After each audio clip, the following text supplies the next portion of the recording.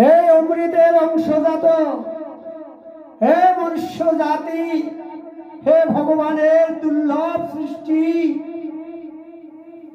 আমরা ভগবানকে কোথায় খুঁজব? কোথায় খুঁজতে যাব তাকে?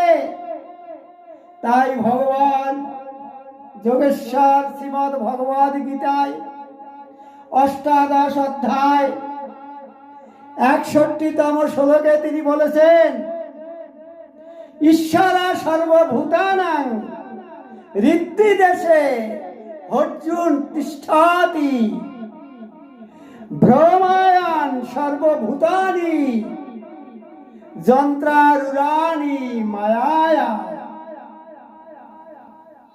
তাহলে ভগবান হৃদয় দেশে বাস করে।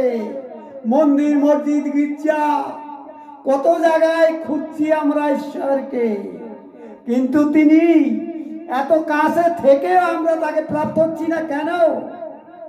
যন্ত্রারূঢ়ানি মায়ায়া। এই যে মায়া, মায়া বড় বালাই।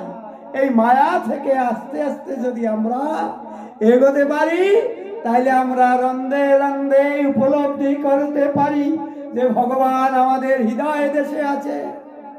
শুধুমাত্র তত্ত্বদর্শীর কাছে যান, একটুখানি বিধান শিখুন, আর এখানেই জপুন, আর ভগবানকে রন্ধে রন্ধে উপলব্ধি করুন, ভগবানকে জানুন। ভগবান কিভাবে আপনি উপলব্ধি করবেন। জয় শ্রীকৃষ্ণ।